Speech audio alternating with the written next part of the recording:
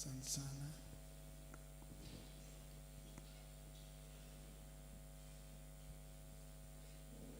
Karibu katika kipindi chetu cha maombi. Maombi ni moja ya uhai wa mwana wa Mungu yeyote anayetaka kutembea na Mungu. Bwana asifiwe.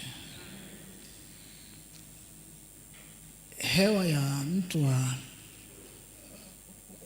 mwili, mwili wetu, hewa yake tunayoishi nayo tunavuta kwenye ulimwengu wa mwili. Ulishawahi kujiuliza oksijeni ya mtu wa ndani inakaa wapi?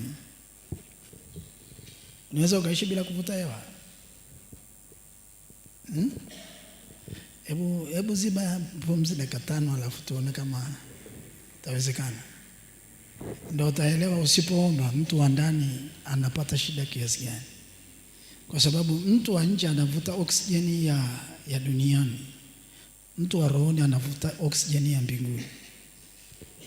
Kama vile kuna upungufu wa oksijeni kwenye damu, pia kuna watu wenye upungufu wa oksijeni ya kiroho kwenye mfumo wao wa kiroho. Na unaelewa kabisa oksijeni ikipungua kwenye damu, mtu anakaaje? Kwa hiyo usiombe kwa lengo la kupata mahitaji. Hebu omba kwa lengo la kumfanya mtu wako wa ndani awe salama. Kwa sababu ukiweka maombi kwa lengo lake ni mahitaji tu, hujui maana ya kuomba. Sisi ni viumbe vya kiroho vinavyoishi katika ulimwengu wa mwili. Uhalisi wetu ni ulimwengu wa roho. Lazima muda wote tuhusiane na kule ambako ndiko asili yetu iliko. Mwanadamu ni roho mwenye nafsi anayekaa kwenye mwili. Kwa hiyo asili yetu sisi ni ulimwengu wa roho. Ndio maana tukifa tunaripoti nyumbani, kwa sababu asili yetu sio huku. Asili yetu ni ulimwengu wa roho. Bwana asifiwe. Na moja ya kitu kinachokupa kuunganika na ulimwengu wa roho ni kuomba.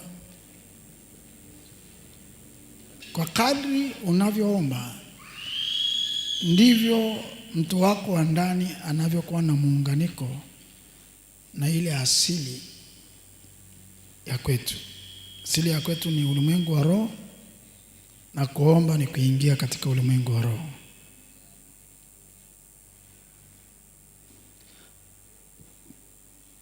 Tuko kwenye somo la maombi na lango la nyakati. Maombi na lango la nyakati. Tulianza hapo jana na safari yetu inaanzia hapo. Kwamba inapofika wakati Mungu anafungua lango la nyakati, dai la Mungu muhimu sana ni maombi. Mara lango la nyakati linapofunguka, Mungu udai mtu wa kuomba kwa ajili ya kuruhusu lango la nyakati kudhihirisha kile ambacho Mungu amekusudia kitendeke duniani. Na tuko kwenye kipengele cha maombi na kupewa ufahamu wa rohoni, ili kutambua ya kupasayo katika lango la nyakati. Maombi na ufahamu wa rohoni unaokupa kutambua ya kupasayo.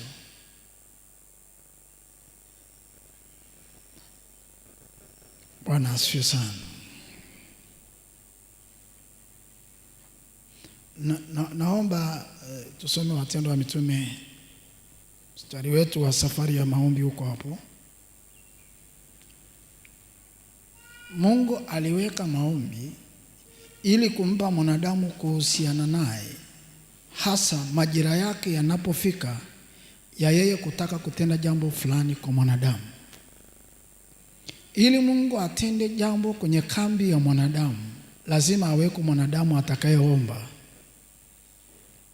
Haijalishi ni majira ya Mungu. Mungu akikosa maombi, jambo hilo huwa linachelewa. Moja ya kitu kinachoweza kufanya Mungu afanye mambo kwa wakati ni kupata mtu aliye tayari kuomba. Mungu apatapo mtu aliye tayari kuomba, vitu vya Mungu hufanyika ndani ya muda wa Mungu. Lakini vikikosa maombi, vitu vya Mungu huchelewa. Ndipo wakati mwingine vinaenda kufunguka kwenye lango la jioni. Nilikwambia lango la jioni ni vitu vilivyocheleweshwa. Lango la asubuhi ni vitu vilivyoko on time, ni vile vitu ambavyo viko kwenye muda ambao Mungu amekusudia. Na Mungu ameratibu vitu vyote vitendeke ndani ya muda. Bwana asifiwe. Okay, Matendo ya Mitume sura ya 17 mstari wa 26 na 27.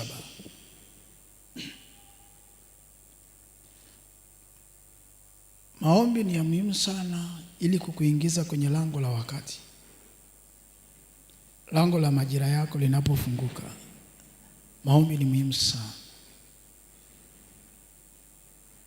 Na moja ya mahali ambapo adui huwa anapiga vita ni watu kuomba.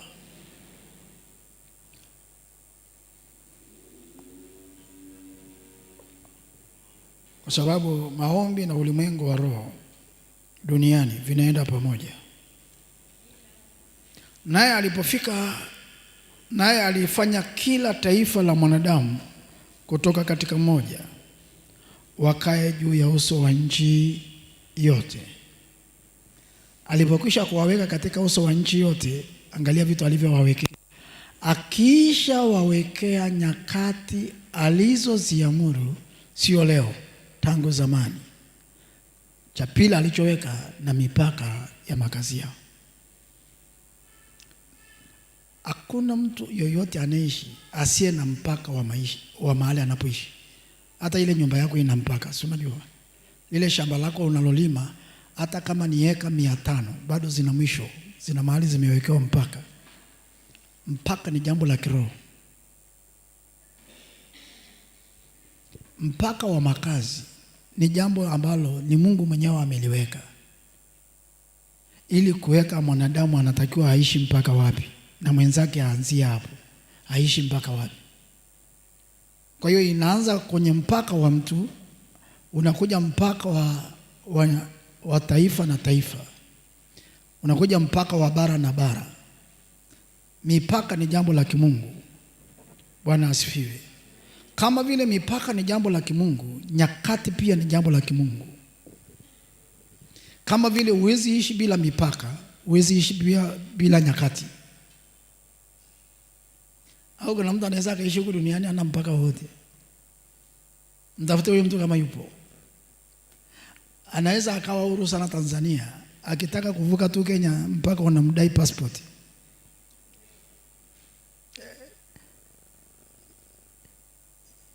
Ukishaona kwenye ulimwengu wa roho unadaiwa passport, maana yake kuna mahali unavuka.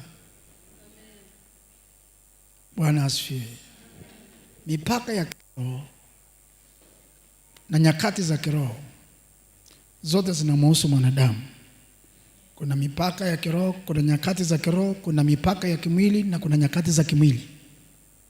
Nyakati za kimwili ni hizi zinazotusaidia kupanda na kuvuna, kuwa na kiangazi, kuwa na vuli, kuwa na masika, kuwa na kipupwe. Hizo ni nyakati za kimwili. Kama hivyo vile hizo nyakati hatuwezi kuzikwepa, na kuna nyakati za kiroho ambazo mwanadamu pia hawezi kuzikwepa. Bwana asifiwe sana. Na nyakati njema zikifunguka, usipotembea nazo, nyakati mbaya zitafunguka. Ngoja nikwambie, hakuna kitu kiko permanent. Kila kitu kimewekewa muda. Okay, ngoja tusome hapo. Fungua kitabu cha Mhubiri. Msalimie mwenzako, mwambie ukiona mlango umefunguka mwambie kimbizana nao. Usifikiri huko wazi saa zote. Mhubiri anaweka picha fulani. Mhubiri sura ya 3 mstari wa 1 mpaka wa 8 na wa 17. Taruka tusome 17. Kwa kila jambo kuna majira yake. Kwa kila jambo. Taja jambo lolote. mbingu imeweka majira ya hilo jambo, na wakati kwa kila kusudi chini ya mbingu. Wakati wa kuzaliwa na wakati wa kufa, wakati wa kupanda na wakati wa kung'oa yaliyopandwa, yani wa kuvuna, wakati wa kuua na wakati wa kupoza, wakati wa kubomoa na wakati wa kujenga, wakati wa kulia na wakati wa kucheka, wakati wa kuomboleza na wakati wa kucheza, wakati wa kutupa mawe na wakati wa kukusanya mawe, wakati wa kukumbatia na wakati wa kutokukumbatia, wakati wa kutafuta na wakati wa kupoteza, wakati wa kuweka na wakati wa kutupa, wakati wa kurarua na wakati wa kushona, wakati wa kunyamaza na wakati wa kunena, wakati wa kupenda na wakati wa kuchukia, wakati wa vita na wakati wa amani. Unaona nyakati zimewekwa hapo. Yaani ni moja kinapisha kingine. Ukiona kimekuja, kimbizana nacho, kwa sababu usipokimbizana nacho, muda wake ukipita utaingia kwenye kipindi kingine. Sasa Mungu hufungua lango la mema ili wakati wa lango la mabaya, ili lango la mema likutunze. Ngoja nikwambie, Misri isingepata mtu wa kuweza kutafsiri zile nyakati ambazo Mungu alikuwa ameziweka Misri, zile nyakati 14, nyakati nzuri na nyakati mbaya. Wasingeweza kujipanga kwenye zile nyakati nzuri, nyakati mbaya zingewatafuna sana. Kuna wakati Mungu anafungua lango la mema kwa sababu kuna lango la mabaya liko pale mbele. Anataka akufungulie lango la mema hapa ili uwe na akiba ya kukutunza kwenye lango la mabaya. Alafu watu wakifika kwenye lango la mema wanachezea. Subiri lango la mabaya litakapofunguka, ndio utaelewa ulitakiwa utunze akiba ya miaka 7 mbele. Hivi kuna mtu mmoja naongea naye. Kwani unafikiri Mungu alishindwa kuamuru mvua iendelee tu kunyesha ile miaka 7 ya njaa isiwepo? Si ni Mungu ndo anaendesha ulimwengu? Kwa nini aweke kipindi kimoja kiwe cha miaka 7 ya shibe na miaka 7 ya njaa ambayo hakuna kuvuna miaka 7? Kwa nini Mungu asingeamuru tu mvua ikanyesha? Ameweka nyakati za kuvuna na nyakati ambazo sio za kuvuna. Hizo nyakati zikitokea zinahitaji hekima sana kuelewa nini ya kupasayo. Kuna saa pesa inakutembelea, lakini ukiona imekutembelea ishike vizuri. Kwani Biblia inasema kuna saa kamba ya hela inakatika mpaka Mungu atakapokwenda kuiunga tena. Unaweza ukatembelewa na milioni 50. Unasema sina kesho nitapata zingine. Kumbe Mungu amekuletea hizo milioni 50. Uweke kwenye mazingira ambayo hizo pesa zitaendelea kuzaa ili zikutunze nyakati ambazo pesa zimekataa.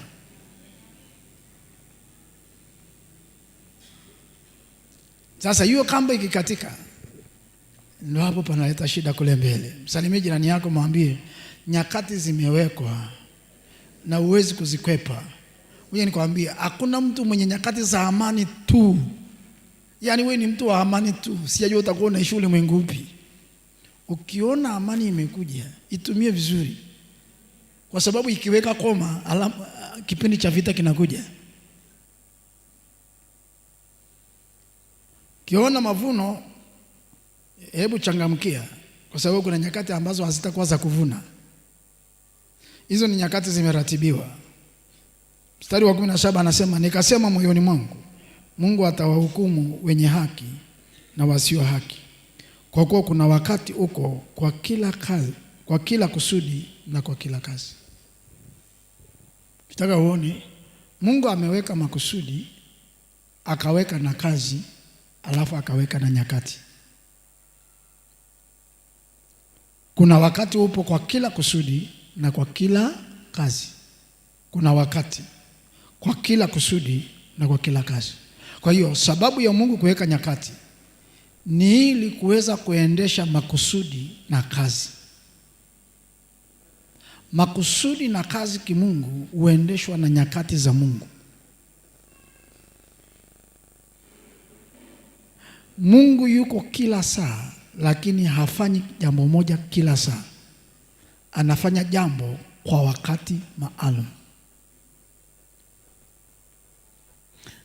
Ngoja tusome hapa. Fungua kitabu cha Samueli wa pili, sura ya 5. Mungu yuko kila mahali, ana uwezo wa kufanya kila kitu, lakini hafanyi wakati wote. Anafanya jambo maalum kwa wakati maalum.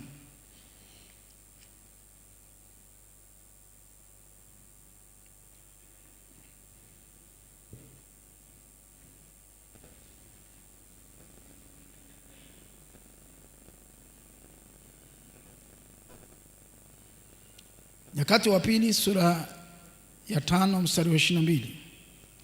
Lakini wakapanda hao Wafilisti tena mara ya pili, wakajitawanya bondeni mwa Warefai. Naye Daudi alipouliza kwa Bwana alisema, usipande, zunguka nyuma yao, ukawajilie kutoka mbele ya miforosadi. Kisha itakuwa hapo utakaposikia sauti ya kwenda katika vilele vya miforosadi, ndipo nawe ujitahidi, kwa maana ndipo Bwana ametoka mbele yako awapige jeshi la Wafilisti. Ngoja nikwambie, Mungu yuko kila saa, lakini hapigani kila. Nimesemaje? Apigani kila saa. Daudi yuko kwenye maombi hapa, anamwambia Bwana nakuinulia vita.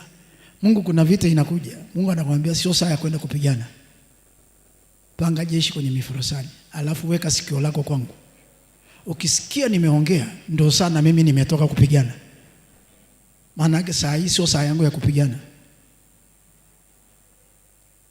Unajua angepigwa na angesema Mungu yuko wapi? Kwa sababu Mungu hakuwa kwenye vita saa hiyo. Ukienda kwenye vita saa Mungu hayuko kwenye vita, vita itakulemea. Daudi alijifunza nidhamu ya ajabu sana ya kusubiri muda wa Bwana. Alikuwa na jeshi, lakini analipanga kwenye miforosadi. Aliambiwa shambulia, anasubiri mpaka mbingu iongee, kwa sababu ushindi wake haukuwa kwenye jeshi, ushindi wake ulikuwa kwa Bwana. Ngoja nikwambie, kwa kadri tunavyomtegemea Bwana ndivyo tunavyoyashinda mambo magumu ambayo hayashindikani, hayawezi kuyashinda kirahisi.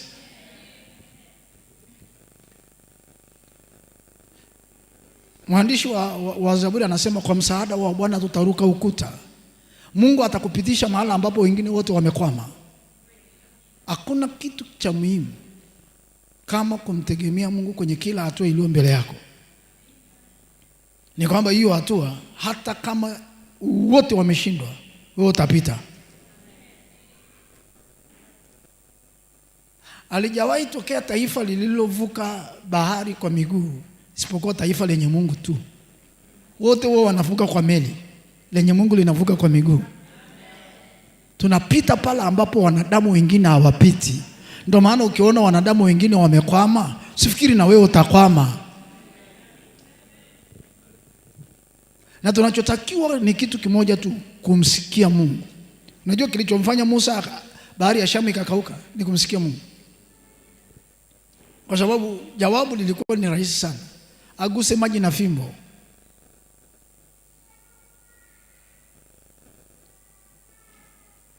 Wewe fimbo maji na wapi jamani? Sio maji ya mfereji, maji ya bahari. Wakati uwepo wa Mungu uko na wewe, utatatua jambo gumu kwa namna rahisi. Msalimie jirani yako, mwambie unahitaji tu kukaa na Mungu. Mwambie utaona upenyo mwaka huu hata katika yale mambo magumu sana. Yaani yale magumu sana ambayo yanawapa wengine kizunguzungu. Kwa sababu ngoja nikwambie ukweli. Asubuhi Bwana alikuwa ananisemesha akaniambia, huu ni mwaka wa matukio. Kuna mambo utayasikia sio kwenye taifa moja. Ni mwaka wa nini? Wa matukio.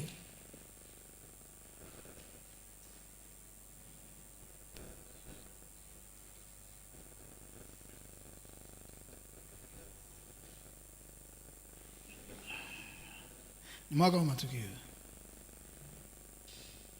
Watakuwa kuwa salama ni wale waliojifunza kuwa na Bwana.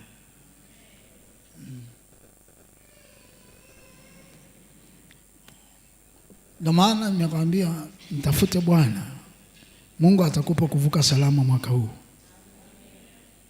Kwa Mungu anatuitisha, wewe njoo kama miguuni pake tu. Bwana asifiwe sana. Sasa tuko kwenye kipengele cha maombi na nyakati. Turudishie tena ule mstari wa kitabu cha Matendo ya Mitume media 17:26 na 27.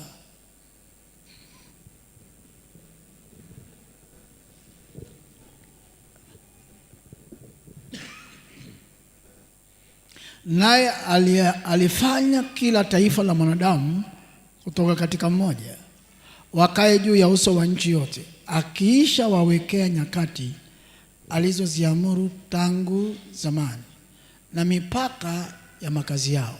Mstari wa 27, ili wamtafute Mungu ingawa ni kwa kupapasa papasa, wakamuone japokuwa hawi mbali na kila mmoja wetu. Yaani ameweka kimoja na akaweka cha pili ili kisaidie kile kilichotangulia, kwamba mwanadamu hawezi kuingia kwenye nyakati peke yake, lazima aingie nyakati pamoja na Bwana, na ili aweze kuingia lazima amtafute Bwana. Mungu akuweka nyakati bila kuweka maombi, aliweka nyakati akaziambatanisha na maombi, ili kwamba yoyote anayetaka kuingia kwenye nyakati lazima kwanza awe na muda na Bwana. Muda na Bwana ni wa muhimu sana wakati lango la majira limefunguka. Majira yanapowadia, moja ya eneo la muhimu sana wakati majira yamewadia ni kukaa na Bwana.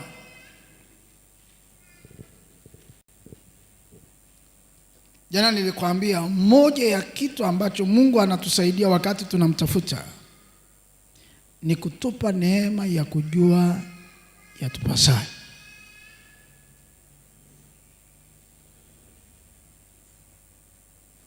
Tunapokaa na Bwana, Bwana anatupa neema ya kutambua yatupasayo.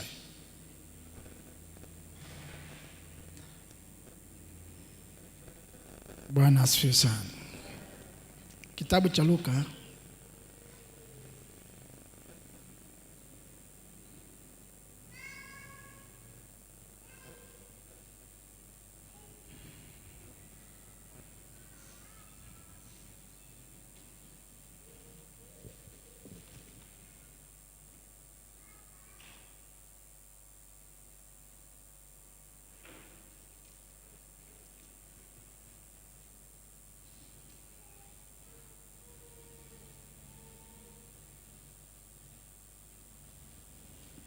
Kitabu cha Luka sura ya kwanza.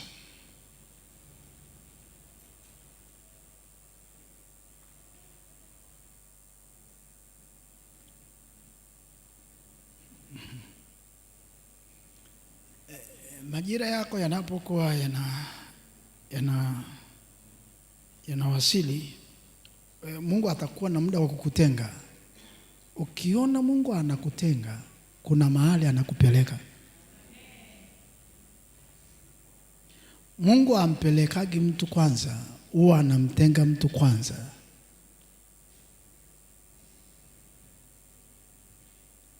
Na wakati wa kutengwa ni wakati wa muhimu sana juu ya kule unakoelekea.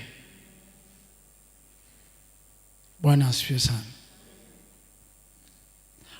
Ukiona ni Mkristo na una kipindi cha faragha na Bwana, huna mahali unaenda na Bwana, taishi kawaida kama watu wengine. Watu watembeao na Mungu wana muda ambao Mungu anawatenga kukaa naye.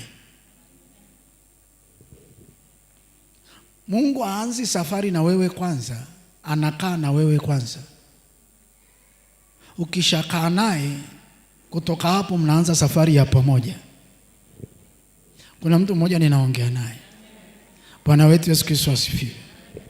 Okay. Naomba tusome mstari huu alafu tutaenda kwenye Mambo ya Nyakati.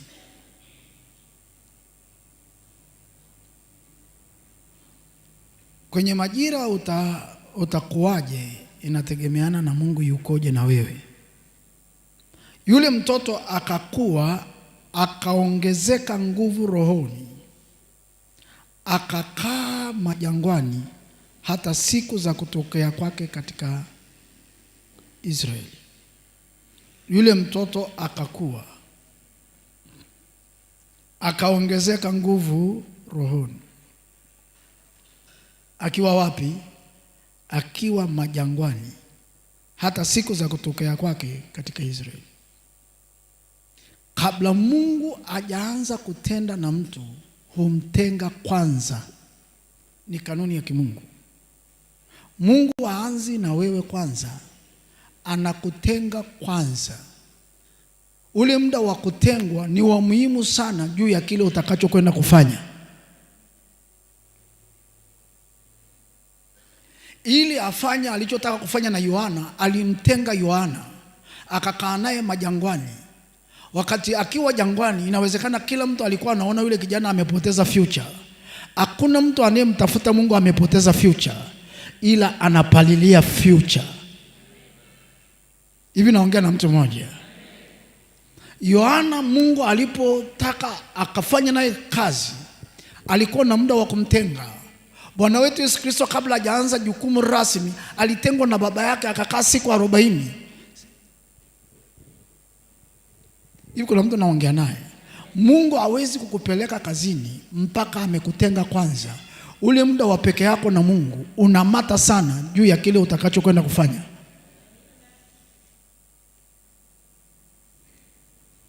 Huwezi kufanya cha Mungu kwa viwango mpaka uwe na muda wa kujitenga kwa ajili yake. Wote Mungu atakaotaka kuwatumia sana, ana muda wa kuwatenga, wa kuwa pamoja nao kwa ajili ya kule anakowapeleka. Ukiona Mungu anakutenga sana, anakupeleka parefu sana. Kuna mtu ninaongea naye. Ukiona Mungu kila wakati anakuita kwenye faraga, kila wakati anakuita kwenye faraga, hakuna faraga ya Mungu inayopoteza muda. Kila faraga ya Mungu ni kwa ajili ya baadaye ya mtu. Nimeongea na mtu mmoja. Mungu atakuwa na wewe kiasi gani huku duniani inategemeana na wewe una faraga kiasi gani na yeye.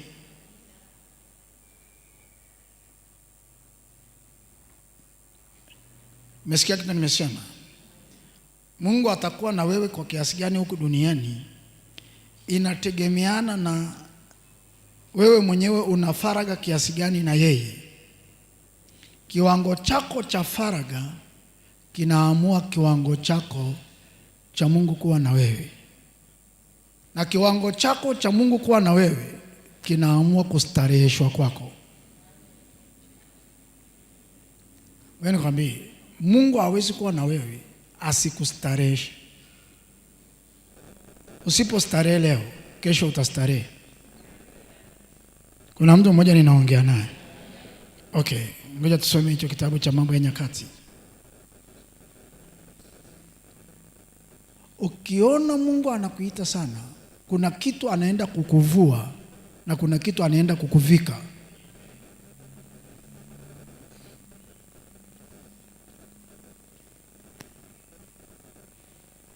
Haleluya.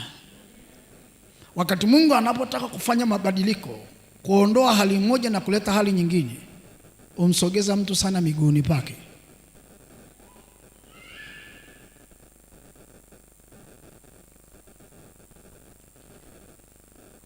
Mambo ya Nyakati wa pili 15 mstari wa kwanza na wa pili, alafu tutaharuka tutasoma ule wa 15. nyakati za Mungu kwenye maisha yetu hubadilishiwa kwenye maombi. Nyakati zikifunguka, usipokuwa muombaji, unabaki na nyakati zile zile. Zinakuwa tu zimebadilika kwa namba, lakini hali yako itakuwa ni ile ile.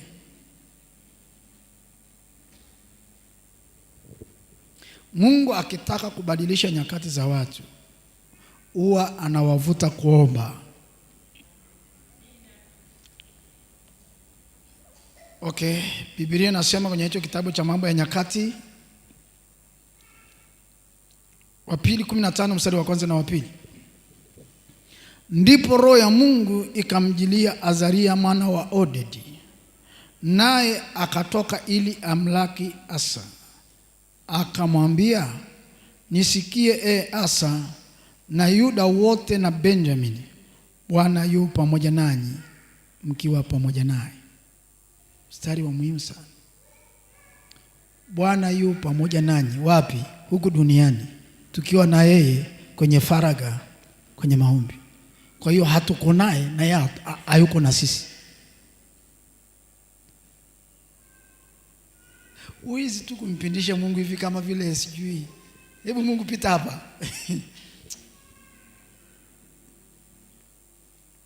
Bwana asifiwe.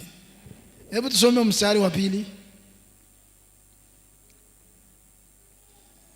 Naye akatoka ili amlaki Asa, akamwambia, nisikie Asa na Yuda wote na Benjamini, Bwana yu pamoja nanyi mkiwa pamoja naye. Tunakuwaje pamoja naye?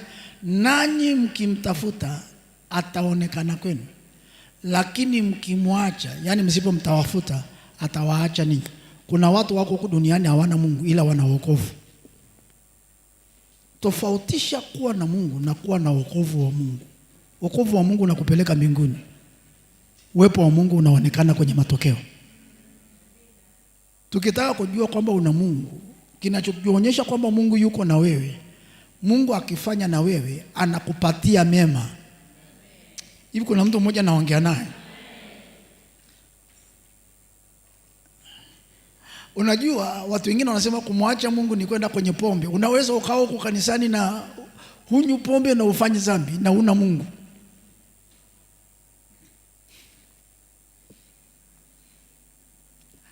Kwa sababu kinachokupa Mungu ni kumtafuta. Hivi kuna mtu mmoja naongea naye. Kinachokupa Mungu ni kufanya nini? Ni kumtafuta. Kutokumtafuta maana yake ni kama umemwacha. Na amesema mkiniacha na mimi nawaacha. Yaani maana yake msiponitafuta na mimi naondoka huko kwenu. Mungu hakai kwa mwanadamu mpaka mwanadamu ameenda kumtafuta kwanza. Ukimuona Mungu yuko mahali, ukisikia tu uwepo wa Mungu mahali popote, elewa kuna mtu amekwisha kwenda kukaa naye.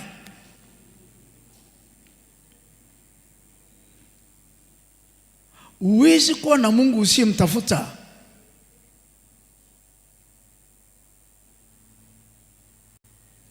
Jamani, tuko na mtu mmoja. Msalimie jirani yako, mwambie Mungu anakuwa pamoja na wewe kwa kadri unavyokuwa pamoja naye. Ukimtafuta ataonekana, usipomtafuta atakuacha. Saidia kumsalimia jirani yako, mwambie hivi wewe una Mungu au una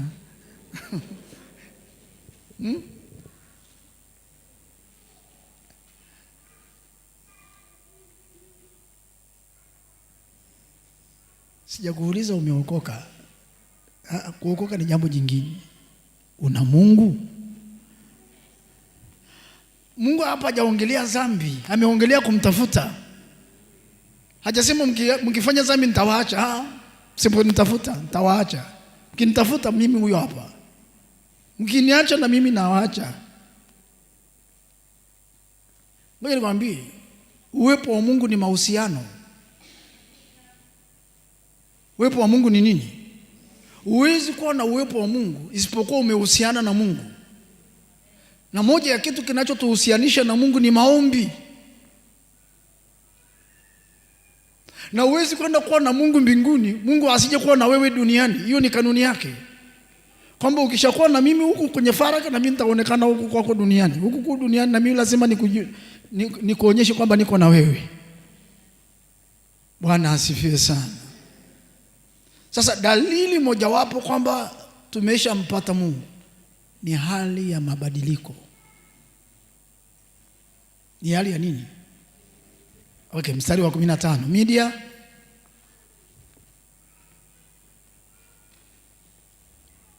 Tusome. Na Yuda wote wakafurahia kile kiapo. Unajua baada ya Mungu kuwatokea waliapa kwamba Mungu tutakutafuta. Wakafurahia kile kiapo, kwani wameapa kwa moyo wao wote na kumtafuta kwa mapenzi yao pia, naye ameonekana kwao. Angalia, baada ya kuonekana nini kinatokea? Naye Bwana akawastarehesha pande zote.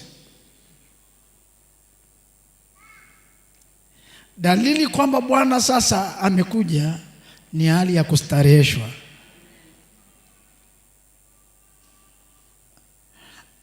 Mungu ajifunuapo kwa mwanadamu, dalili kwamba Mungu amejifunua ni mabadiliko. Mungu ni Mungu wa nini? Wa mabadiliko. Hawezi kujifunua mahali pakabaki hivyo hivyo. Hawa watu walipofika mahali wakasema tunakula kiapo, Mungu tutakutafuta. Si Mungu ainue tu wa aina hii. Yuda wote wakala kiapo wakasema Mungu tumeapa tutakutafuta. Tutakutafuta. Na wakaamua serious kwa kile kiapo kumtafuta Bwana. Bwana akasema mimi huyo hapa. Na dalili kwamba nimekuja wanangu, na waondolea mizigo yote, na waondolea vyote vinavyowasumbua, na wastarehesha kila upande, kila kona.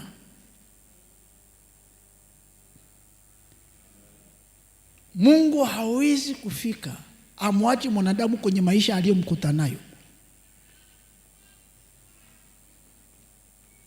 Sema Bwana nistarehesha 2025. Hata kama utakuwa mwaka wa changamoto wa kiasi gani, lakini wewe Mungu akustareheshe. Unajua mwenye Mungu changamoto huwa asimsumbue. Elia mwenye Mungu, wakati watu wote wanapiga yoyo ya chakula, wala ajui nini kinaitoka kiangazi. Ukimpata Mungu, wakati wengine wote wanasota, wewe unatunzwa. Hiyo ndio neema ya Bwana. Bwana atakustarehesha. Sasa jirani yako mwambie, dalili kwamba Bwana amejifunua ni hali ya kubadilika, mabadiliko ya maisha. Mungu hawezi jifunua mahali vitu vikabaki kwenye hali ile ile. Mungu akijifunua mahali, mabadiliko hutokea. Bwana asifiwe. Sasa moja ya kitu ambacho tulikiangalia jana na tutaendelea nacho leo ni juu ya kujua ya kupasayo. Tunapokuwa kwenye maombi, ndipo mahali Mungu anakutana na sisi kutufunulia yale yaliyopo na yale yatupasayo.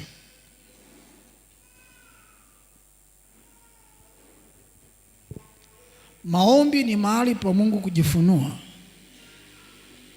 ili kutujulisha anayotaka tuyajue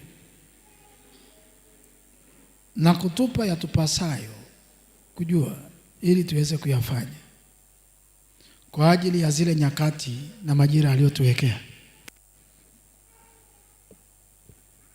Bwana atukuzwe. Haleluya, majeshi ya Bwana. Kitabu cha Luka.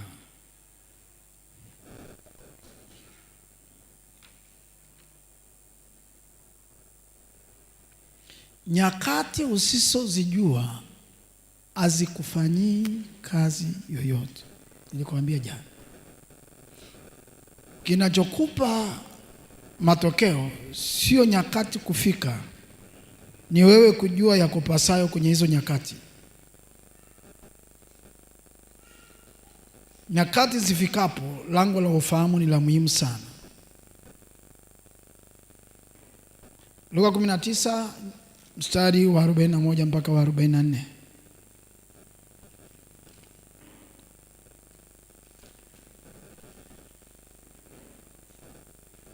Alipofika karibu, aliona mji, akaulilia akisema, laiti ungalijua. Yaani maana yake ni kama sema natamani ungelijua. Maana yake na shauku ujue unachopaswa kujua. Laiti ungalijua hata sasa wewe katika siku hii yapasayo amani. Amani imebeba vitu vingi, ndani yake imebeba baraka, imebeba utulivu. Yapasayo amani ni zaidi ya kuwa na utulivu, yapasayo amani, lakini yamefichwa machoni pako. Kwa kuwa siku zitakuja adui zako watakapokujengea boma likuzunguke, watakuzingira na kukuhusuru pande zote, watakuangusha chini wewe na watoto wako ndani yako, wasikuachie jiwe juu ya jiwe, kwa sababu hukutambua majira ya kujiliwa kwako. Bwana asifiwe. Bwana asifiwe. Kwenye kitabu kile cha Yeremia ile sura ya 29 mstari wa 11, ukijua yapasayo nini? Amani. Hawakujua yapasayo nini? Amani. Angalia, tusome hapo. Maana nayajua mawazo ninayowawazia ninyi, asema Bwana, ni mawazo ya amani, wala si ya mabaya, kuwapa ninyi tumaini siku zenu za mwisho. Wakati unapoomba una connect na akili ya Mungu, na ndani ya akili ya Mungu ndiko kuliko yale ya kupasayo. Biblia inasema hawakujua. Kuna mtu mmoja nimeongea naye, mmoja ya mahali ambapo ufahamu wa mwanadamu ukuzwa ni saa akiwa na Mungu. Kukaa na Mungu ukuza ufahamu wa Mungu ndani ya mtu.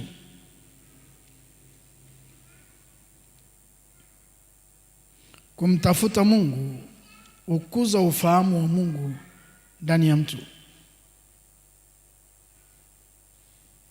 Kwa kiwango unamtafuta Mungu, ndicho kiwango Mungu atakuza ufahamu ule wa rohoni kwa yale aliyokukusudia. Bwana asifiwe sana. Bwana wetu Yesu Kristo asifiwe.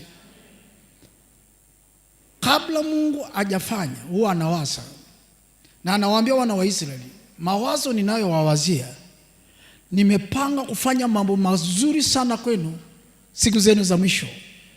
Yaani kama anawatamkia future itakavyokuwa. Sasa Mungu kuna wakati anawaza na kuna wakati anakuja kutekeleza wazo. Kinachofanya wazo lije ni nyakati.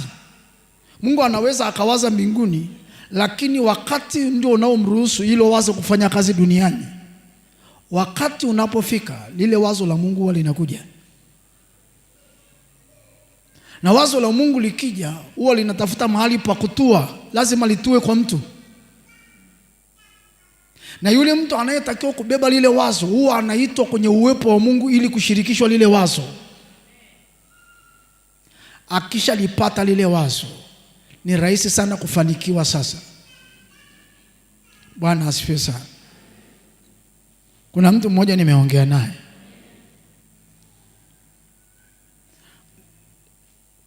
karibu tusome kitabu hiki cha Mambo ya Nyakati wa Kwanza sura ya 12 mstari wa 32.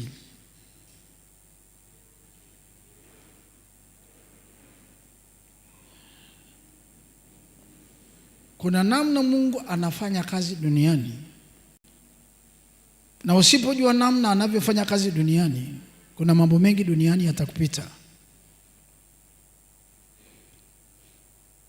Nyakati wa Kwanza 12:32. Asante sana media. Tusome. Na wana wa Isakari, watu wenye akili za kujua nyakati. Watu wenye akili za kufanya nini? Hajasema wenye roho, wenye akili.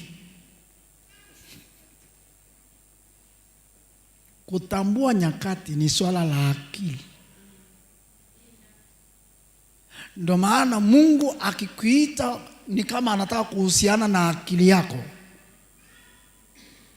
Moja ya mahali pa muhimu sana Mungu anapotaka kuja duniani ni kichwa cha mtu. Okay, ngoja tusome tumalizie mstari alafu tutaendelea. Tusome tuanzie mwanzo. Na wana wa Isakari, watu wenye akili za kujua nyakati, kuyajua ya wapasayo Israeli. Kumbuka kule tulikotoka hawakujua ya wapasayo. Kwa nini? Hawakuweko watu wenye akili za nyakati. Na kwa sababu hawakujua ya wapasayo, majira ya Bwana yaliwapita. Hebu turudie mstari. Msalimie mwenzako, mwambie kuwa karibu na wana wa Isakari, mwambie ni muhimu sana. Kama wewe sio mwana wa Isakari, tafuta mwana wa Isakari kaa jirani naye. Na wana wa Isakari, watu wenye akili za kujua nyakati. Kuyajua sio tu nyakati. Mungu hawezi kukupa kujua nyakati na akakuficha cha kufanya. Ukishajua nyakati na cha kufanya Mungu anakupa. Wana wa Isakari walikuwa na akili za aina ngapi? 2. Ya kwanza kujua nyakati. 2, kuyajua ya wapasayo Israeli wayatende. Vichwa vyao walikuwa watu 200 na ndugu zao wote walikuwa chini ya amri yao. Watu 200 katika taifa zima ndio wanaendesha taifa. Israeli wote wako chini yao. Hao watu wakikosekana watu wao wasogei. Hivi kuna mtu mmoja naongea naye. Israeli yote watu sijui milioni ngapi wako chini ya watu 200 wanaojua nyakati. Mpaka wao waongee ndio Israeli wana move. Wao wanajua nyakati na wanajua ya wapasayo Israeli kufanya kwenye hizo nyakati. Kwa hiyo Israeli kazi yao ni kuteka masikio kwa wana wa Isakari.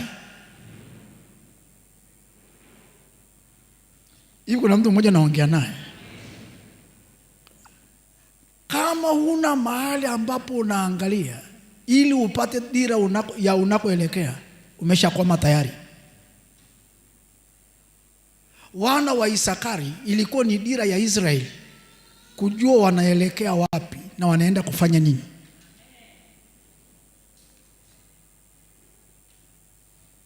Hivi naongea na mwana wa Isakari aliyoko hapa. Mzalimu mwenzako, mwambie unajua yaliyoko mbele yako sasa hivi. Mwambie kama hujui, mwambie kaa karibu na wana wa Isakari. Bwana asifiwe. Na mahali popote Mungu alipo, lazima aweko mtu ambaye Mungu atamsemesha juu ya nyakati, ili awasaidie wengine juu ya hizo nyakati. Kushindwa kupata taarifa ni kushindwa kuingia kwenye nyakati ambazo Mungu amekuwekea. Jamani, kuna mtu naongea naye. Na ndio maana nilitangulia kukwambia mwanzo wa mwaka, mwisho wa mwaka na mwanzo wa mwaka, sikiliza sana madhabahu inaongea nini. Mungu anajua katika Israeli wote sio watu wote wenye uwezo wa kukamata nyakati. Sio watu wote wa kujua ya wapasayo kwenye nyakati. Mungu akasema kuna vichwa na vitenga katikati ya vichwa vingi, alafu nitakuwa napitisha nyakati zangu huko.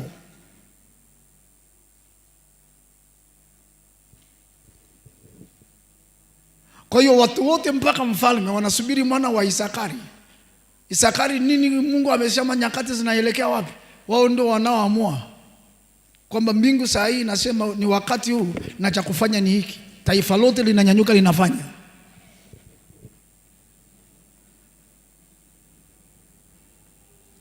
Hivi kuna mtu mmoja naongea naye. Biblia haijatuambia walikuwa manabii, Biblia haijatuambia sifa zao, lakini walikuwa ni watu wenye uwezo wa kujua nyakati. Sio tu kujua nyakati, na yale yawapasayo Israeli kufanya. Na Israeli wakajitiisha chini yao. Maanake wasipojitiisha chini yao hawaendi. kwa sababu kinachowapeleka ni nyakati za Mungu, na Mungu ameweka hizo nyakati mahali. Ni kama vile Mungu amewaweka kama kiwe chombo cha taarifa za mbinguni. Bwana asifiwe. Kuwaambia Israeli ni nyakati hizi na cha kufanya ni hiki.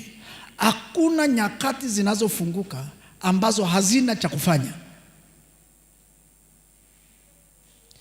Kila wakati wa Mungu ufungukapo na cha kufanya kipo, na mafanikio hayako kwenye nyakati kufunguka, yako kwenye kile unafanya. Nyakati zinapofunguka na mwanadamu asijue cha kufanya, hizo nyakati hazimfanyii chochote. Bwana asifiwe. Kuna mtu mmoja ninaongea naye, kati ya kitu kilimsumbua Yesu ni kukutana na watu ambao vichwa vyao havina mwelekeo wa kila alichobeba. Akalia sana, akalia sana.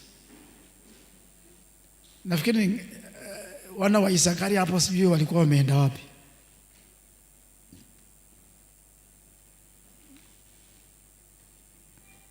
Bwana asifiwe.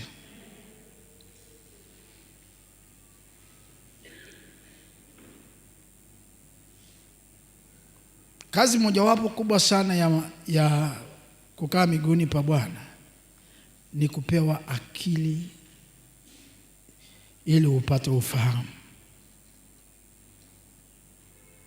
Kitabu cha Danieli, unapokaa kwenye maombi ndiko mahali Mungu anakuletea akili ili kukupa ufahamu wa kujua ya kupasayo kufanya kwenye hizo nyakati.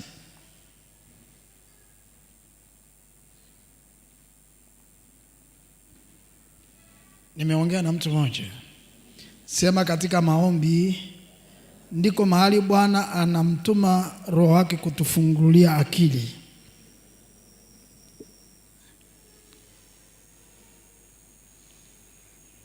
Kitabu cha Danieli sura ya 9 mstari wa 20 mpaka wa 23.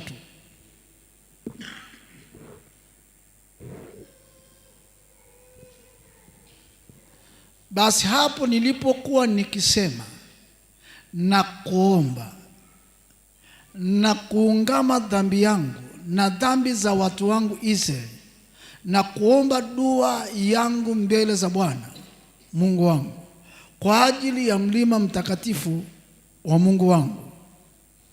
Naam, nilipokuwa nikinena katika kuomba, mtu yule Gabrieli niliyemuona katika njozi hapo kwanza akarushwa upesi, alinigusa panapo wakati wa dhabihu ya jioni. Angalia mstari wa 22.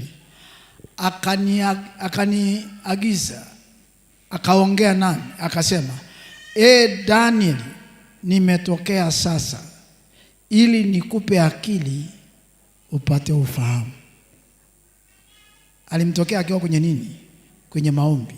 Maombi ni mahali pa kupokelea akili ya Mungu ili upate ufahamu wa kujua ya kupasayo kwenye nyakati. Sinaongea na mtu mmoja aliyoko mahali hapa. Danieli alikuwa kwenye maombi, very serious. Anaomba Mungu tutoe Babeli. Katikati ya maombi ndiko Mungu alikompa ufahamu ili ajue ya mpasayo. Ufahamu wa kimungu unakuwa connected na wewe saa unaomba. Moja ya kitu Mungu anachokiconnect kwa muombaji ni kumpa neema ya kujua moyo wake unavyowaza. Maombi ufunua mawazo ya Mungu kwetu. Umesikia kitu nimesema? Alipokuwa akifanya nini? Sema akiomba. Ndipo mbingu zilimletea akili ili apate ufahamu. Ufahamu haukuja kabla ya maombi, ulikuja akiwa kwenye maombi. Kuna vitu mbingu haiwezi kukuletea mpaka umeingia faragha na Mungu.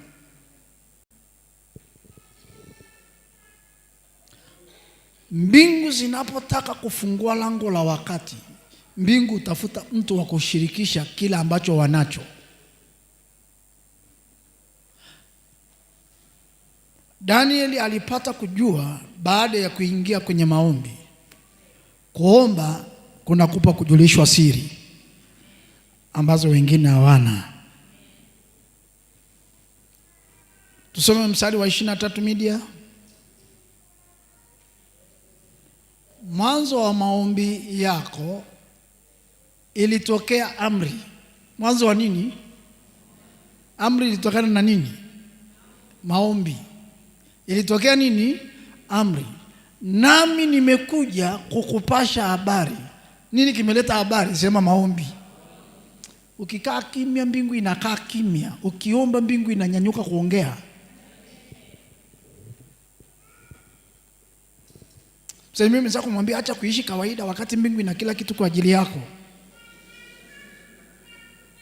Hivi kuna mtu mmoja naongea naye. Mwanzo wa maombi yako ilitolea wapi nini? Amri. Kwa hiyo tunapoomba ndipo mbingu huwa zinaamrishwa. Tukinyamaza mbingu haziamrishwi. Angalia kitu cha muhimu sana hapo nataka uone. Nimekuja kukupasha habari maana wewe unapendwa sana. Basi angalia, itafakari habari hii na kuyafahamu maono haya. Ukishasikia pata muda wa kutafakari.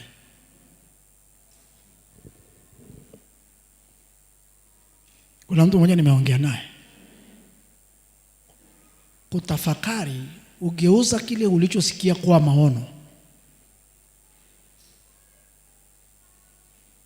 Usipotafakari unabaki na sauti. Ukitafakari unabaki na maono. Na kinachofanya kazi ni maono. Tulijifunza jana kwamba Mungu anenapo ni maono analeta. Na kinachosababisha kile ulichosikia kiwe maono ni muda wako wa kutafakari ulichosikia. Malaika akumwambia tu umesikia, alimwambia tafakari. Hiki nilichokuletea tafakari. Kwa sababu kuna picha tunayotaka tuitengeneze sawa ukitafakari. Wewe niambie, hakuna mtu anayechora picha kwa sekunde. Imeisha. Ukiona mtu amechora picha mpaka imetokea, kuna muda ametumia mpaka kupaint ile picha. Unapoanza kutafakari, unamfanya Roho wa Bwana aumbe kile alichokuwa anataka kuumba kwenye ufahamu wako. Kikishaumbika kinakuwa maono. Na kikishakuwa maono lazima kitokee.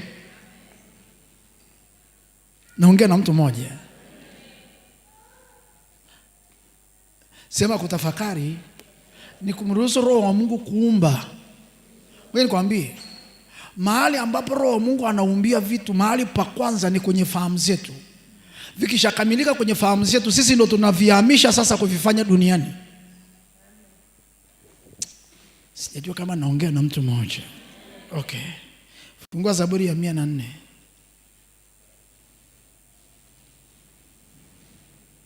Mahali pa kwanza vitu vinaumbiwa ni kwenye fahamu zetu. Mimi nikwambie, hii maiki iliumbwa kuwa maiki kwenye akili ya mtu kabla haijafatuliwa kuwa maiki. Ukiona ni maiki kwa nje, ilikwisha kuwa maiki kwenye akili kabla haijawa maiki kwa nje. Kabla haijawa maiki akilini, haiwezi kuwa maiki kwa uhalisia. Mungu anaumbia vitu ndani yetu, alafu sisi tunaviumba kwa nje. Umesikia kitu nimesema? Msalimie jirani yako, mwambie akili yako ni kiwanda cha Mungu, mahali anaumbia vitu. Alafu baada ya muda wewe unavifyatua kwa nje tunaviona. Lakini Mungu haumbi nje, huku nje ni sisi tunaumba. Mungu anaumba ndani yako.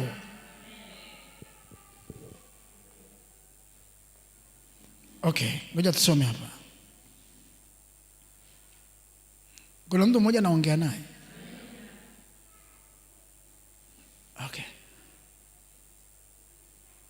walipeleka roho yako. Zaburi ya 104 mstari wa 30. Media tuweke tusome. Waipeleka roho yako, wanaumbwa nao waufanya upya uso wa nchi. Wapeleka roho yako, wanaumbwa. Yaani lazima Mungu aumbe kwanza kwako, alafu wewe ndio uumbe huku duniani tuvione. Huwezi kuumba kabla hujaumbiwa. Hivi naongea na akili ya mtu mmoja aliyoko mahali hapa. Ili uumbe lazima mbingu iwe imesha kuumbia. Mbingu haiumbi huku duniani, mbingu inaumba ndani yetu. Vikishakamilika Mungu anakuambia sasa hicho kitu nataka kitokee duniani. Ndio maana mtu ni mkuu kabla hajawa mkuu. Kuna mtu mmoja nimeongea naye. Okay. Fungua Biblia yako, kitabu cha Kutoka.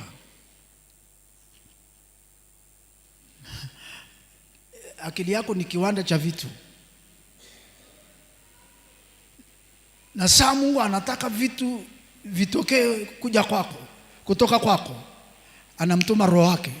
Na roho anapata nafasi sana saa ukiomba. Kuna mtu mmoja nimeongea naye. Kitabu cha Kutoka 31.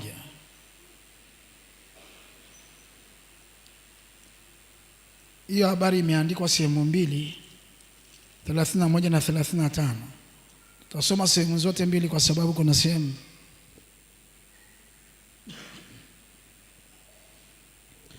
Kazi ya Roho wa Bwana ni kuumba. Roho wa Bwana ndiye nani? Sema ndiye muumbaji.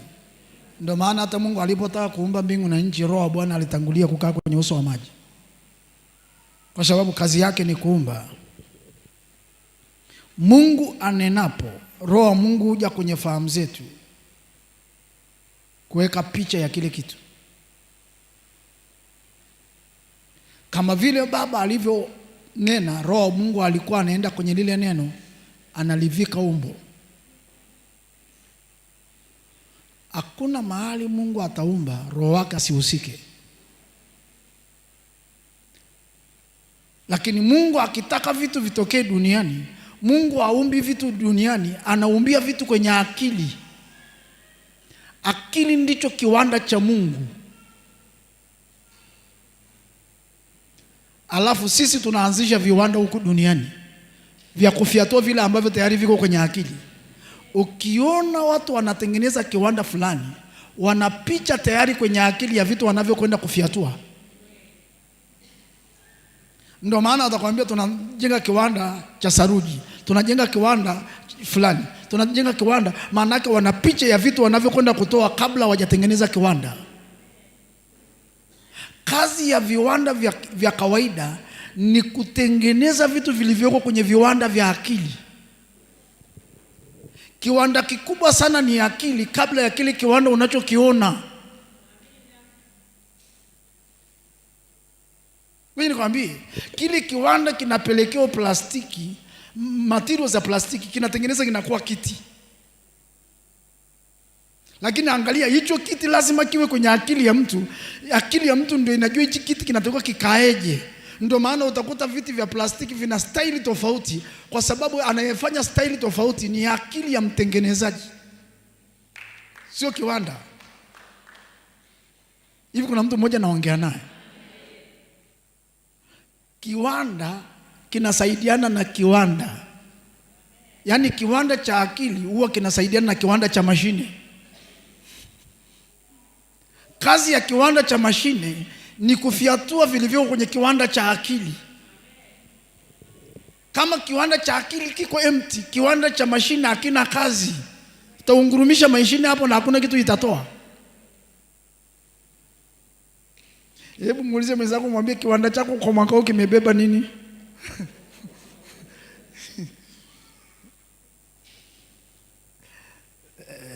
Haya, ngoja nikuonyeshe watu wanao Mungu akitaka vitu vitokee, anavipeleka kwenye kiwanda kinachoitwa akili. Akili ni kiwanda, ndio kiwanda kikuu kuliko viwanda vyote duniani, kwa sababu hata hicho kiwanda kinachoitwa kiwanda ni akili inakitengeneza, na yule anayetengeneza kiwanda ana picha ya kiwanda kabla hajakianza, ndio maana anaitwa engineer. Yaani anajua kila kitu kitakaaje na hiyo mashine itaanzaje na mpaka ikamilishe. Anaungaunga mavyuma tu, anaungaunga mavyuma, unaona tu anacheza na mavyuma. Hivi jamani, naongea na mtu mmoja aliyoko mahali hapa. Mzalimu mwenza kumwambia kichwa chako kikiwa kitupu, mwambie maisha yako ni matupu. Kama kichwa kimeshawekewa na kwambia ni muda tu, ni saa tu haijafika, hicho kiwanda kitafiatua. Bwana asifiwe. Na ndio maana iheshimu sana akili, kwa sababu Mungu anaithamini sana akili. Ukizarau akili utakwama haraka sana. Unajua kitu kilichosababisha wana wa Mungu wengi wakakwama? Walitaka kuendesha maisha ya kawaida kiroho. Na maisha ya kawaida haihitaji kiroho, maisha ya kawaida yanahitaji akili. Maisha ya kiroho ni kwa ajili ya ulimwengu wa roho. Sijui kama nimeongea na mtu mmoja aliyoko mahali hapa. Maisha ya kiroho ni kwa ajili ya ulimwengu wa nini? Ulimwengu wa mwili unadai akili. Huwezi tumia kiroho kutembea mwilini, unatumia roho kutembea rohoni. Ikifika wakati wa kutembea mwilini unatumia akili. Na ndio maana wenye akili ndio huenda sana hata kama sio wa kiroho. Wewe nikuuliza ukweli, tafuta mabilionea, sio watu wanaonena kwa lugha. Kwa sababu utakiwa kunena kwa lugha ili uwe bilionea, unatakiwa kuwaza ili uwe bilionea. Hivi sinaongea na mtu mmoja aliyoko mahali hapa.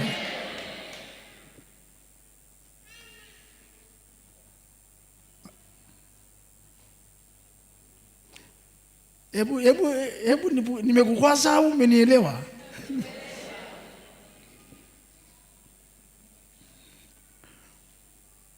Wanaomiliki duniani ni wale ambao viwanda vya kichwa vimekaa sawa. Viwanda vya kichwa vikikaa sawa, miliki za dunia ni za kwako.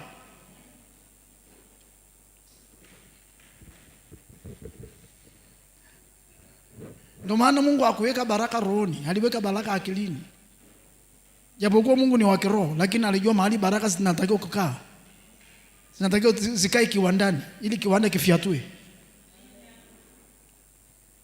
Yaani baraka ni material za vile Mungu anavyotaka kufiatua ili vitokee duniani.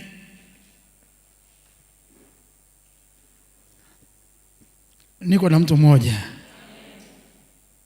Ndio maana uwezi waza kutengeneza plastiki alafu ukatengeneza chuma. Au utakuta automatic imekuwa chuma. No, itakuwa plastiki. Yaani uwezi waza kupika chai ghafla ukajikuta ito umepika ugali. Kile kiwanda imetoa ndicho tutakiona mwilini.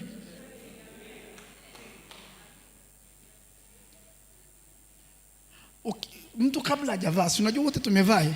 Kabla hujavaa, kiwanda kilikuambia ni nguo gani unaenda kuvaa. Alafu ukanyokea moja kwa moja, una nguo nyingi ukanyokea moja kwa moja ile ambayo kiwanda imekuelekeza.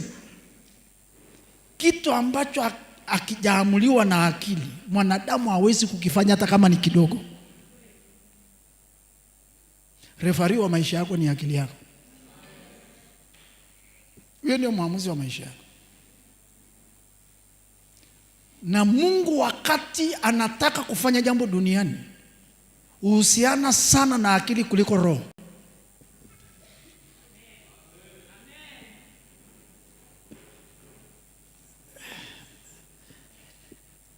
Haleluya. Ninakukwaza au unanielewa?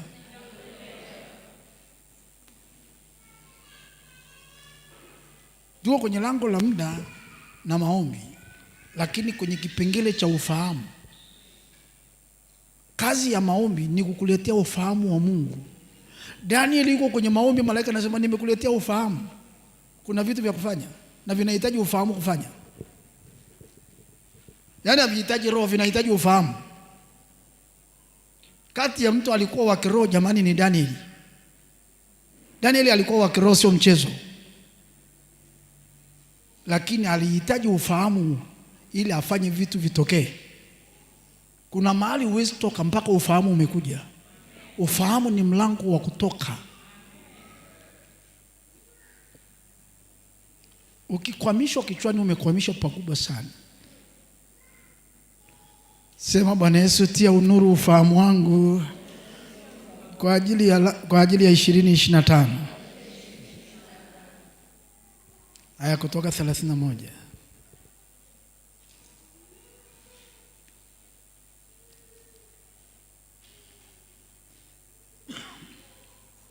Mstari wa kwanza mpaka wa 11.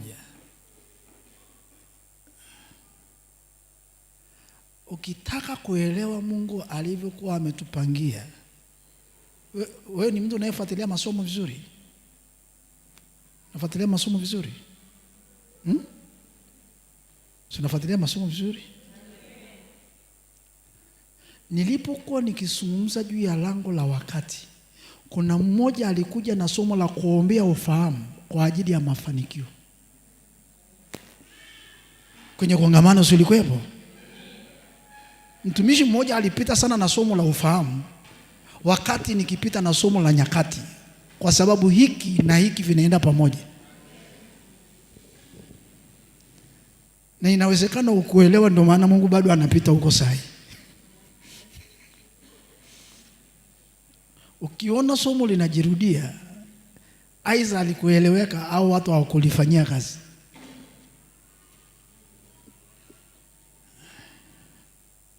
Jamani, mtumishi Daniel alifundisha somo gani kwenye kongamano?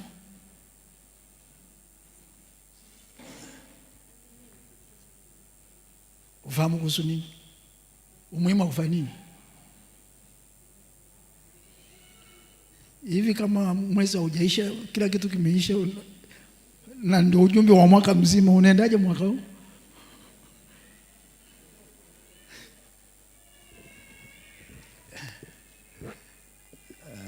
Kwa kweli Yesu atusaidie. Kichwa ni cha kuombea. Very serious, tunahitaji maombi. Fikiria hizo ndizo Tanzanite Mungu amekukabidhi, alafu zote zimeshaondolewa mikononi. Unaendaje sasa na mwaka huu? Okay, tusome.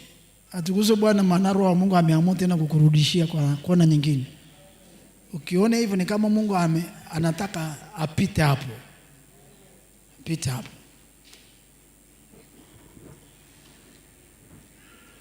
Watu wengi tunatumia maombi peke yake, ndio maana watu wengi wanakwama. Maombi bila ufahamu hayakupi maisha. Nimesemaje? Maombi bila ufahamu, utaomba sana na bado utabaki maskini. Kwa sababu kazi ya maombi ni kukuletea ufahamu ili ujue ya kupasayo kufanya.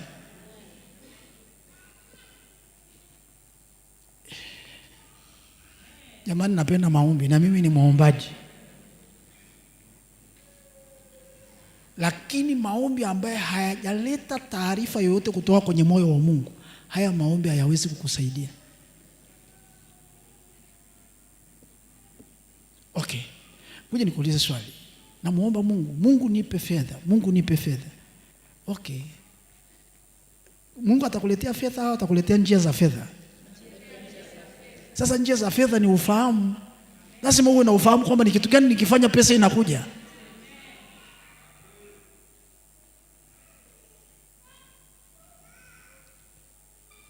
Ni mara chache utaomba fedha Mungu akuletee fedha. Ni mara chache utaomba nyumba Mungu akuletee nyumba. Ni mara chache utaomba gari Mungu akuletee gari. Japokuwa inawezekana, lakini ni mara chache. Lakini ukiomba, Mungu anakuletea njia za namna ya kupata kile ulichokiomba,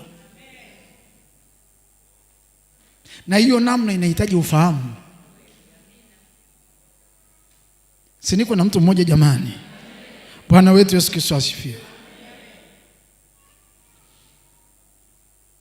Hebu nipungie mkono kama nimeongea na wewe. Okay, Kutoka 31. Bwana akanena na Musa na kumwambia, angalia, nimemwita kwa jina lake Bezaleli. Kwa ajili ya muda ninaomba nisome hiyo sura ya 35. Hapo utaenda kusoma nyumbani. Kuna vitu viko kwenye sura ya 35 ambavyo haviko kwenye sura ya 31. Sasa nikisoma sura ya 31 nitapoteza muda. Kisha Musa akamwambia wana wa Israeli, anarudia kitu kile kile, ni sawa tu na kule 31. Angalia, Bwana amemwita jina lake Bezaleli mwana wa Huri wa kabila ya Yuda, naye amemjaza kwa roho ya Mungu. Amemjaza kwa roho ya Mungu. Angalia mahali roho ya Mungu ilienda kukaa. Amemjaza na roho ya nini? Ya Mungu. Katika hekima na akili. Haikwenda kukaa moyoni, haikwenda kukaa rohoni, ilienda kukaa kichwani. Katika hekima na nini? Na akili na ujuzi na kazi ya ustadi wa kila aina. Ili nini?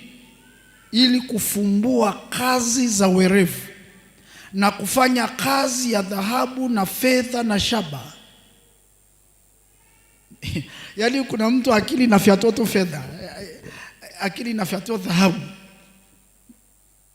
Masonara hao, yaani ukiwapelekea hivi, unawapelekea dhahabu ikiwa dhahabu, wanakuletea ikiwa mkufu. Alafu huyo mtu hajafundishwa shule yote ya kutengeneza mkufu. Anajikuta tu kuna kitu huko ndani kinamwambia tengeneza hivi itakuwa mkufu. Anatengeneza ghafla na kutolea mkufu, na hajawahi soma shule yoyote.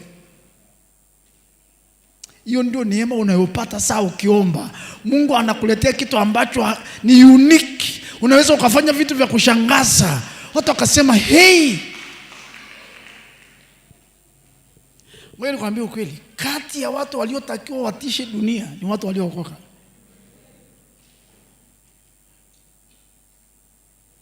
Kwa sababu tuna uwezo wa kuconnect na ule ulimwengu wa kwetu, ukatuletea taarifa ambazo huku duniani hazipo, na tukafanya vitu ambavyo huku duniani ni unique.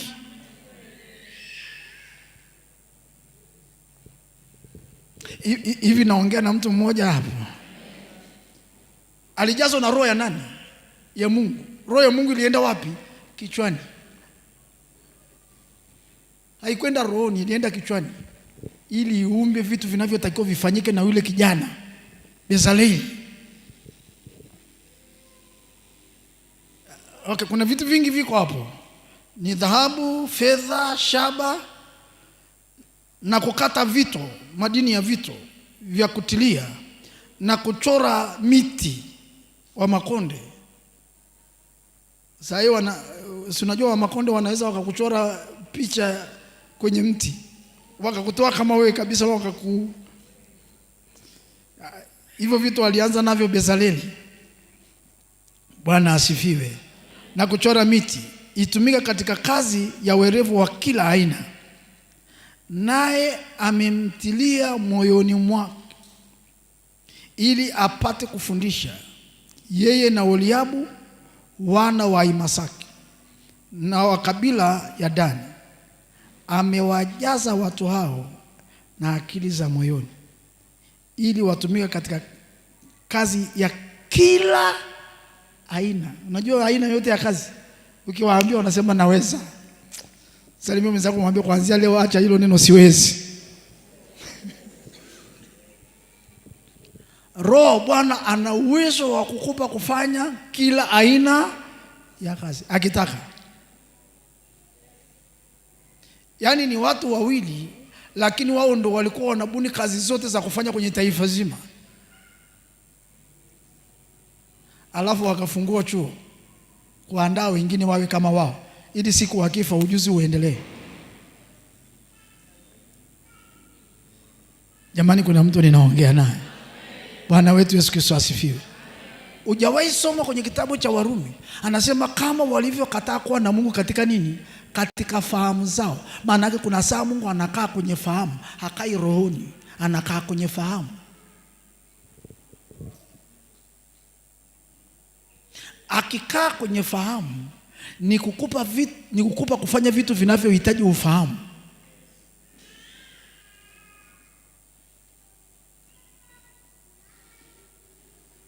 Bwana asifiwe. Na ngoja nikwambie siri. Hakuna kitu chochote utakachokifanya kisiwe connected na ufahamu.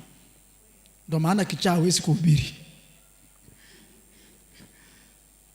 Ngoja nikwambie, kinachohubiri hapa sio roho, kinachohubiri hapa ni ufahamu. Nimesemaje? Si kila mtu ana roho. Kwani kila mtu anaweza kuhubiri? Kwa sababu sio roho inahubiri. Ukiona mtu ni mwalimu ni aina ya ufahamu. Ukiona mtu ni mwinjilisti ni aina ya ufahamu. Huwezi mlazimisha awe mwalimu kwa sababu huo ufahamu hajapewa. Hivi niko na mtu mmoja. Ukiona mtu ni nabii ni aina ya ufahamu. Wewe nikwambie, nabii ufahamu ukipata shida, network huwa hazikamati.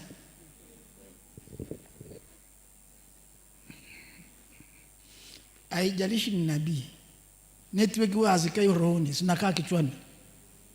Fungua kitabu cha, sijajua kama nitakumbuka.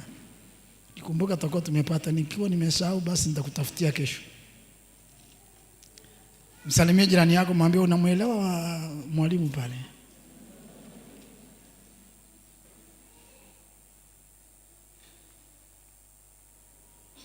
Anasema kwenye kitabu cha Isaya, asante Roho Mtakatifu. Isaya sura ya 29.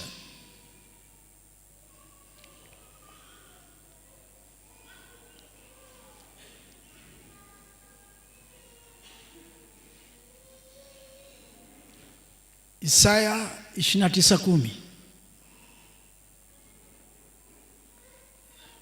Kwa maana Bwana amewamwagia roho ya usingizi,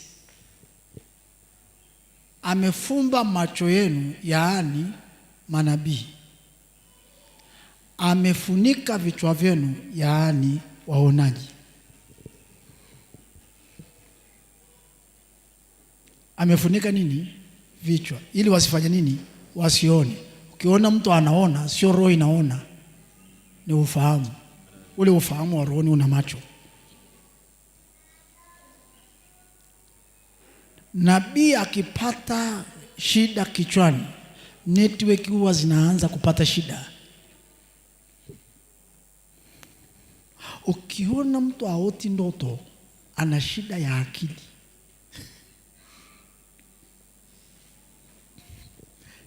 Na ukiona mtu anaota ndoto anasahau, shida yake sio moyoni, shida yake sio rohoni, shida yake ni kichwani.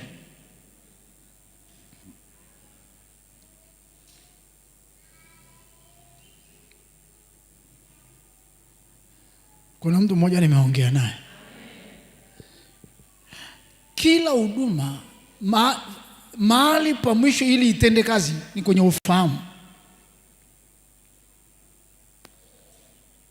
Chochote Mungu atakachofanya na wewe kinahitaji ufahamu ili kitokee. Kikikosa ufahamu kinakwama mlangoni. Mungu akimjia mtu, mahali pa kwanza anashukia ni kichwani kwake. Hivi kuna mtu mmoja nimeongea naye. Zamio mwenzako mwambie bwana ombe hicho kichwa chako, mwambie kinakuchelewesha.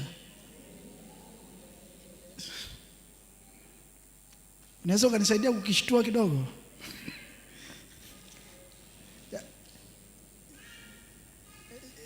Bwana asifiwe. Yaani mahali ambapo tunachelewa ni kuconnect na mbingu kwa njia ya ufahamu.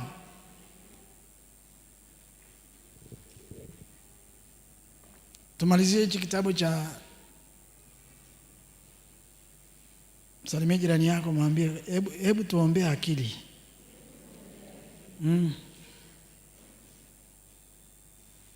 Si unajua Yesu amekaribia kurudi. mahali shetani anacheleweshia kanisa. Kanisa halina ufahamu kabisa juu ya ujio wa Yesu. Lina ufahamu kwa taarifa, halina ufahamu kwa uhalisia. Tunajua Wayahudi na wenyewe walikuwa na ufahamu kwa taarifa kwamba Masihi atazaliwa. Lakini anazaliwa hivi wanamkataa.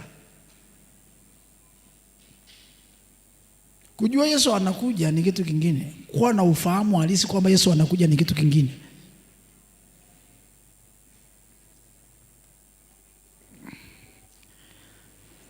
Zaburi ya 24 mstari wa 6 na wa 8.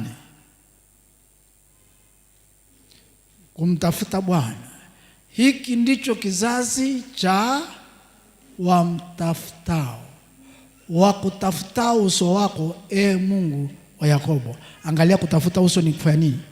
Inueni vichwa enyi malango, inukeni enyi malango ya milele, mfalme wa utukufu apate kuingia. Ni nani mfalme wa utukufu? Bwana mwenye nguvu, hodari, Bwana hodari wa vita. Anasema mstari wa 6, hebu rudisha mstari wa 6. Mstari wa 6. Hiki ndicho kizazi cha wafanyao nini? Wamtafutao, wakutafutao uso wako, Mungu wa Yakobo. Mstari wa 6 anasema inueni vichwa. Maana yake wakati ukimtafuta Mungu, Mungu anachotafuta ni kichwa chako, sio roho yako,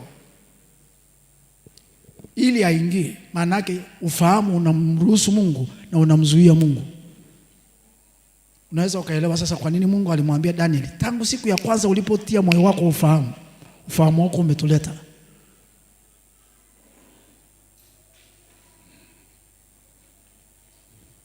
Mweli kwambia kitu cha muhimu sana. Mungu hawezi kukujilia zaidi ya ufahamu ulionao. Mungu atakuja kwa saizi ya ufahamu wako. Akizidi ufahamu atakuchanganya.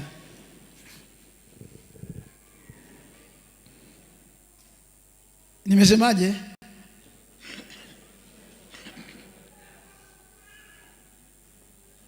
Anasema hiki ndicho kizazi cha wamtafutao, wakutafutao uso wako, Bwana. Alafu anasema inueni vichwa enyi malango, Bwana wa utukufu apate kuingia. Maana yake nataka kuingia, lakini nataka niingilie kichwani, sio moyoni. Nitafika moyoni baada ya kichwani. Kwa nini? Saa ya Mungu kufanya kazi anahitaji kichwa, anahitaji moyo. Akitaka kukaa anakaa moyoni, akitaka kufanya anakaa kichwani. Kristo akae mioyoni mwenu kwa imani. Saa ya kukaa anakaa moyoni, moyo ni kiti chake. Saa anataka kufanya kazi anakaa kichwani. Kichwani ni mahali pa kazi, moyoni ni mahali pa yeye kustarehe. Ngoja nikuulize, kwani unafanya kazi kitandani? Kitandani ni mahali pa kupumzika, moyo ni kitanda. Ndio maana Mungu akikuotesha chumba chako kitanda kiko rafu, maana yake Mungu anakuambia ombea moyo wako.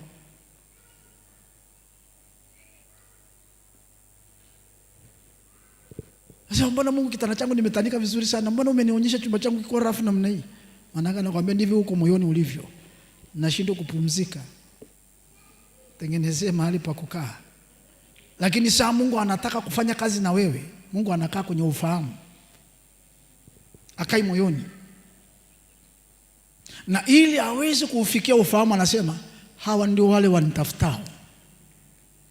Mungu anaufikia ufahamu kirahisi sana saa tukiwa naye kimaombi. Jamani, nimeongea na mtu mmoja. Watu wote wakuu wenye maono makubwa ni waombaji. Tafuta hawa watu. Huwezi kuwa mkuu katika Mungu, huwezi kuwa na maono makuu zaidi ya kiwango unamtafuta Mungu. Bwana asifiwe. Nehemia aliomba siku kadha wa kadha kabla hajaanza kwenda kujenga ukuta,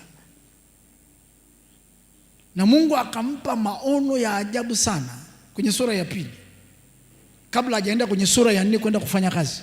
Sura ya 2 ilikuwa ni sura ya maono. Sura ya kwanza ni sura ya maombi, sura ya 2 ni sura ya maono. Sura ya 3 ni ya watendakazi, kupanga watendakazi. Sura ya 4 ni ya utendaji kazi. Alikutana na vita nzito sana, lakini huwezi mzuia mtu aliyekwisha kushinda rohoni. Nimesemaje? Ukiona vita imekuzuia mwilini, ilitangulia kwa kuzuia rohoni. Mtu yoyote ambaye ameshashinda vita rohoni, hata kama mwilini ni kali kama pilipili, katikati ya vita atastawi. Hakuna kitu kikubwa kama kumalizana na ulimwengu wako wa roho. Utaenda kirahisi sana.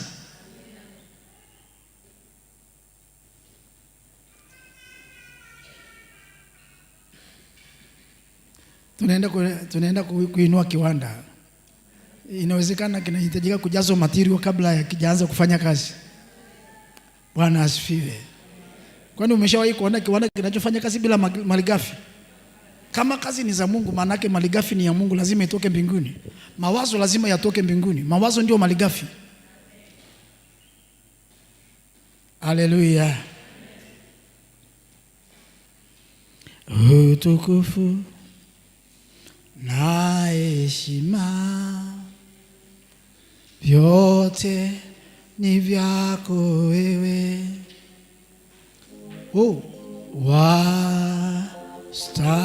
Wastahili wewe Bwana wa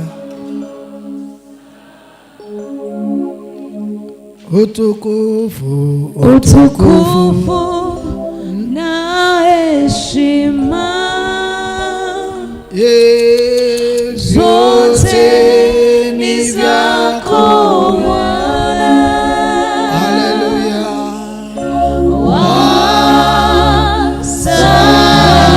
Wastahili wewe Bwana wetu, wastahili Baba,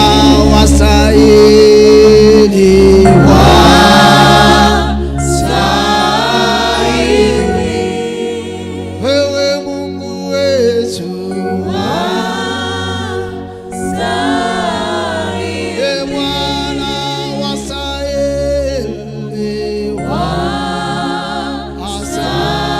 wastahili, kimbilio letu, Yahweh wastahili,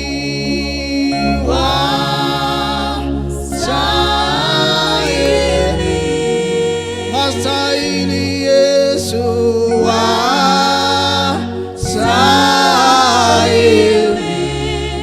wastahili Baba,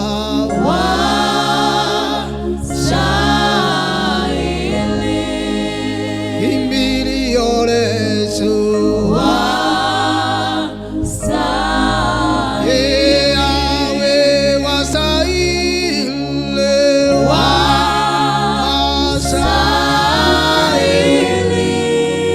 wewe Mungu wetu, wastahili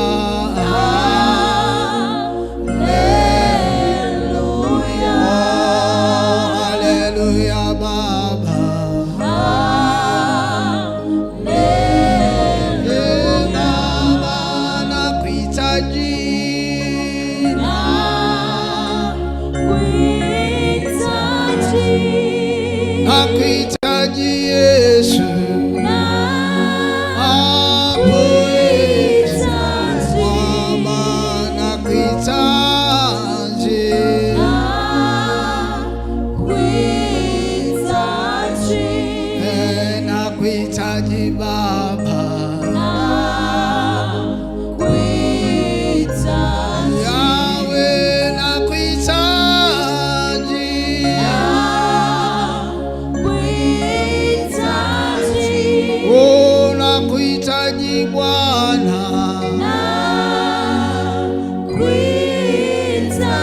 Yawe nakuhitaji,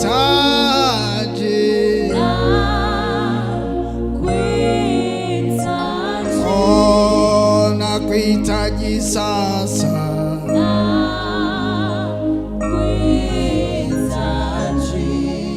Hebu sema, Bwana Yesu, ninakaribia mbele zako, ninaleta lango la akili, ninakuruhusu unijilie. Bwana, karibu mfalme wa utukufu, ingia katika akili yangu, pitisha mawazo yako uliyoyakusudia, weka taarifa zako za mwaka huu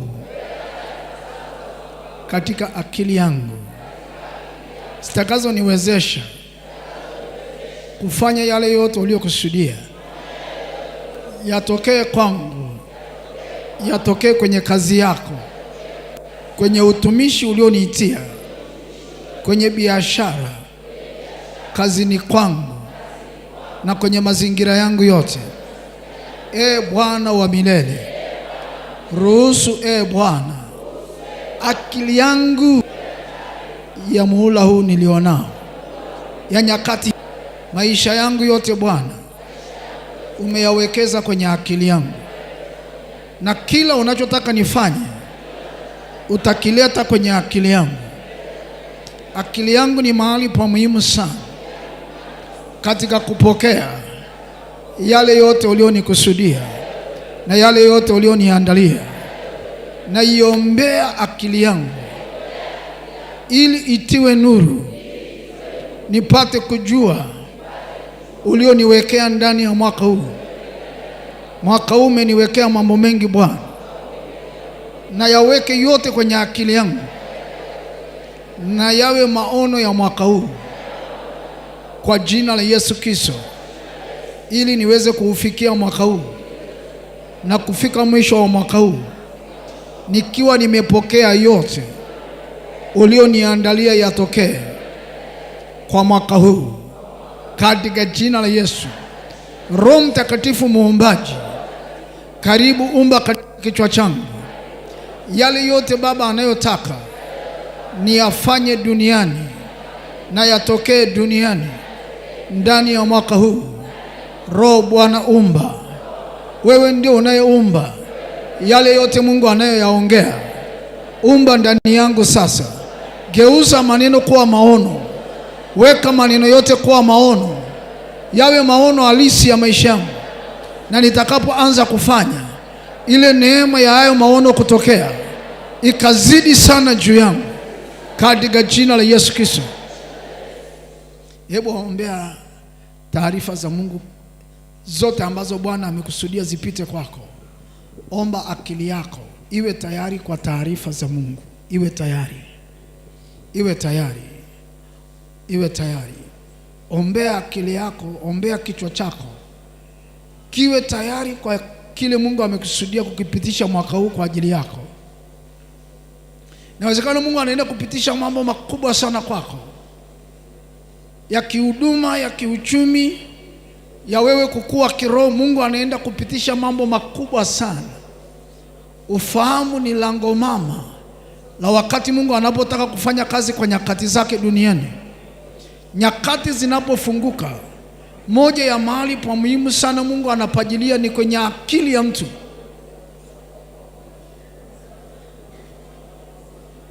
Endelea kuomba, endelea kuomba, endelea kuomba, endelea kuomba, endelea kuomba. Ubaya ni pale Mungu anakupa nafasi ya kuomba alafu unaomba kawaida. Maombi ya mwenye haki yafaa akiomba kwa bidii. Chochote kisicho na bidii takipata kwa udogo sana.